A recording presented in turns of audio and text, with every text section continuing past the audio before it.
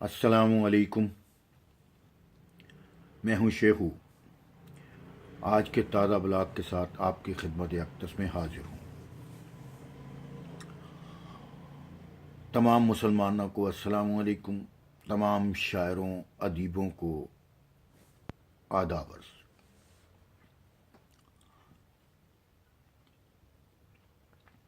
आज सआदत हसन मंटो की बरसी का दिन है। सआदत हसन मंटो, जिसे लोग एक कोना मश्क अदीब भी कहते हैं और कुछ लोग उसे फहश निगार अदीब कहते हैं, कुछ लोग उसे बदनाम ज़माना अदीब कहते हैं, मगर मेरी नज़र में वो अदीब था ही नहीं। कल भी इसी मौजू पर फेसबुक पर बात हो रही थी। बड़े बड़े अदबा जमा थे, अपने तई बड़े बड़े अदबा जमा थे। हंसने लगे, मुस्कुराने लगे, तंज करने लगे। अब उन्हें मैं क्या बताता कि अदीब क्या होता है और अदीब की शान क्या होती है। मंटो अगर अदीब होता तो जाहिल होता, फ्रॉड लिखता, कहानियां लिखता, अफसाने लिखता। वो अदीब था ही नहीं। वो एक लिखारी था, ब्लॉगर था, जो सच को बयान करता है, जो हकीकत को बयान करता है।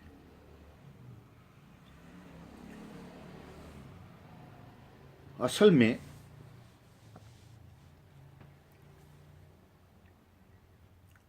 लोग उसको फहश निगार इसलिए भी कहते हैं, फोश निगार कह दें, हमारा पंजाबी का ज़रा फहश कह देते हैं, वैसे फोश निगार इसलिए भी कहते हैं कि उसने खुला खुला लिखा। जो उसने देखा, सुना, परखा, उसको वैसे ही उसने लिख दिया। अल्फाजों को लिबास नहीं पहनाया। किसी जगह पहनाया तो ऐसा पहनाया कि जैसे एक औरत को अगर फैशन ज़दा लिबास पहना दिया जाए और लिबास के बावजूद वो नंगी नज़र आए, तो इसमें मंटो का कसूर नहीं, उसके अल्फाजों का कसूर नहीं, ये उस औरत का कसूर है जो कपड़े पहनने के बावजूद भी नंगी नज़र आती है।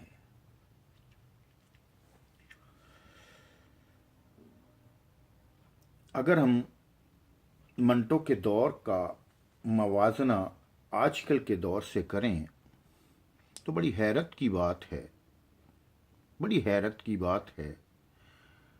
वो दौर ऐसा शरीफाना दौर था और आज का दौर उससे ज़्यादा शरीफाना दौर है। आजकल के माशरे में अभी मैंने कोई 4-5 घंटे पहले एक तबसरा किया है, उसी तबसरे को मैं ज़रा दोहराना भी चाहता हूँ कि आजकल के माशरे के अगर किसी एक फ़र्द को भी परखा जाए तो इसके मुकाबले में मंटो तो बेचारा एक शरीफ नफ्स इंसान था। वो जो देखता था, महसूस करता था, वही लिखता था। वो मुनाफकत नहीं करता था, हेरा फेरी अपने साथ नहीं करता था लफ्जों के साथ।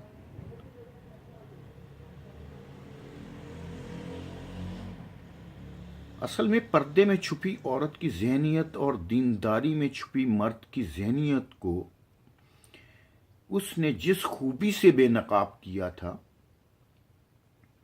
اس کی مثال نہیں ملتی. کسی بھی لکھاری کو اٹھا کر دیکھ لیں، بڑے بڑے ٹاپ کے لکھاری ہیں، اپنے تئیں ادیب بھی ہیں، مگر منٹو کا جوڑ کا کوئی بھی نہیں ہے.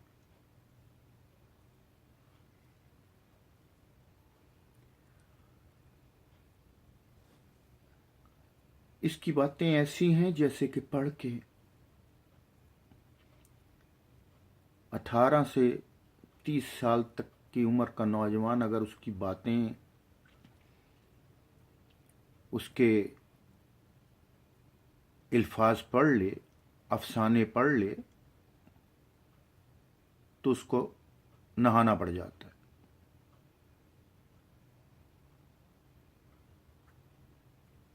اگر وہ غسل کرنے پر مجبور ہو جائے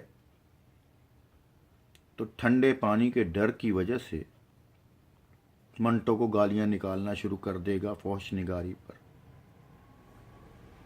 اگر 30 سے 60 سال کی عمر کے لوگوں کو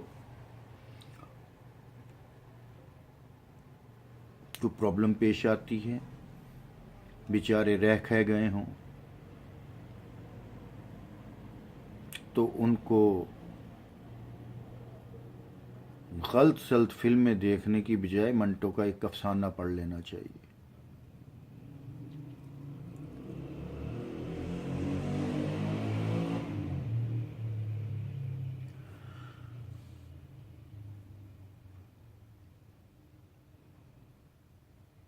میں منٹو کی ایک افسانے سے کچھ چھوٹا سا اقتباسات ایک پیش کرنا چاہوں گا. اس سے پہلے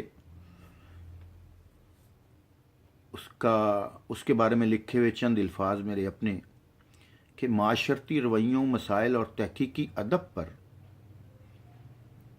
اگر کسی ادیب لکھاری کا مقام دیکھا جائے تو سعادت حسن منٹو پہلے نمبر پر کہلایا جانے کے حقدار ہے. اگر گندے ذہن، خود ساختہ یا مولویانہ ذہن کے نظریہ سے اگر اس کو دیکھا جائے تو منٹو ایک غلاظت کا پلندہ ہے. اور اگر ادبی دنیا میں معاشرتی مسائل پر ادبی تحریروں کے معیار کو پرکھا جائے تو منٹو کی تحریریں سونے میں تولنے کے قابل ہیں. اگر سیکسی نظریے سے، سیکسی نقطہ نظر سے منٹو کی تحریروں کو دیکھا اور پڑھا جائے تو وہ کمزور نفس والے حضرات کے لیے اکسیر کا درجہ رکھتی ہیں. میں منٹو کے ایک افسانے انقلاب سے کچھ لائنیں پیش کرنے کی جرت کرنے لگا ہوں. بات ہو رہی تھی اس کی اور سلیم کی. سلیم ایک شخص ہوتا ہے جس کے بارے میں وہ تجزیہ کرتا ہے منٹو، اس کے رہن سہن کے بارے میں اس کو غور سے دیکھتا ہے، اس کے روزانہ کا جو معمول ہے اس کو نوٹ کرتا ہے، اس کو پھر اپنی زبان میں وہ جب لکھتا ہے اس کے الفاظ دہراتا ہے. آپ بھی سنیے، سننے کے قابل. کہتا ہے انسانیت ایک دل ہے، ہر شخص کے پہلو میں ایک ہی قسم کا دل موجود ہے. اگر تمہارے بوٹ غریب مزدوروں کے ننگے سینوں پر ٹھوکریں لگاتے ہیں، اگر تم اپنے شہوانی جذبات کی بھڑکتی ہوئی آگ کسی ہمسایہ نادار لڑکی کی عصمت دری سے ٹھنڈی کرتے ہو، اگر تمہاری غفلت سے ہزارہا یتیم بچے گہوارۂ جہالت میں پل کر جیلوں کو آباد کرتے ہیں، اگر تمہارا دل کاجل کی مانند سیاہ ہے تو یہ تمہارا قصور نہیں۔ ایوان معاشرت ہی کچھ ایسے ڈھب پر استوار کیا گیا ہے کہ اس کی ہر چھت اپنی ہمسایہ چھت کو دبائے ہوئے ہے، ہر اینٹ دوسری اینٹ کو۔ جانتے ہو موجودہ نظام کے کیا معنی ہیں؟ یہ اس دور کی بات کر رہا ہے وہ۔ موازنہ کریں ذرا اس دور کے بارے میں، اس دور کے بارے میں، وہ کیسا دور تھا، آج کل کا دور کیسے ہے۔ کہتا ہے جانتے ہو موجودہ نظام کے بارے میں، یہ کہ لوگوں کے سینوں کو جہالت کدہ بنائے، انسانی تعزز کی کشتی ہوا و ہوس کے موجوں میں بہا دے، جوان لڑکیوں کی عصمت چھین کر انہیں ایوان تجارت میں کھلے بندوں جسم فروشی پر مجبور کر دے، غریبوں کو خون چوس چوس کر انہیں جلی ہوئی راکھ کی مانند قبر کی مٹی میں یکساں کر دے۔ کیا اس کو تم تہذیب کا نام دیتے ہو؟ بھیانک کسابی، تاریک شیطانیے، اگر تم صرف وہ دیکھ سکو جس کا میں نے مشاہدہ کیا ہے۔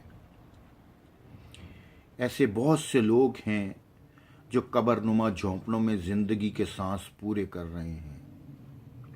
تمہاری نظروں کے سامنے ایسے افراد موجود ہیں جو موت کے منہ میں جی رہے ہیں۔ ایسی لڑکیاں ہیں جو 12 سال کی عمر میں عصمت فروشی شروع کر دیتی ہیں اور 20 سال کی عمر میں قبر کی سردی سے لپٹ جاتی ہیں، مگر تم، ہاں تم جو اپنے لباس کی تراش کے متعلق گھنٹوں غور کرتے ہو، یہ نہیں دیکھتے بلکہ الٹا غریبوں سے چھین کر عمرہ کی دولتوں میں اضافہ کرتے ہو، مزدور سے لے کر کاہل کے حوالے کر دیتے ہو، گوڈری پہنے انسان کا لباس اتار کر حریر پوش کے سپرد کر دیتے ہو۔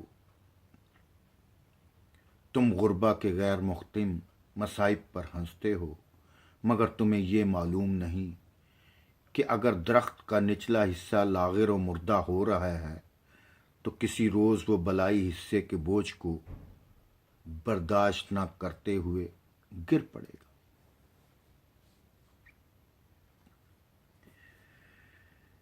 جیسا کہ میں نے پہلے کہا، آج منٹو کی برسی کا دن ہے۔ منٹو ایک عظیم لکھاری تھا، وہ فاش گو نہیں تھا۔ فاش گو کہنے والے اس کی تحریروں کو غور سے پڑھیں، اس نظریے کے تحت پڑھیں جس نظریے کے تحت اس نے تحریروں کو لکھا۔ دعاؤں میں یاد رکھیے گا، آج منٹو کا دن تھا، اس لیے منٹو کا بلاگ نامہ میں نے پیش کیا ہے۔ سب سے بڑا بلاگر وہی تھا میری نظر میں۔ اگر اردو کے بلاگ کی شروعات کی گئی ہے تو سب سے پہلے منٹو نے کی۔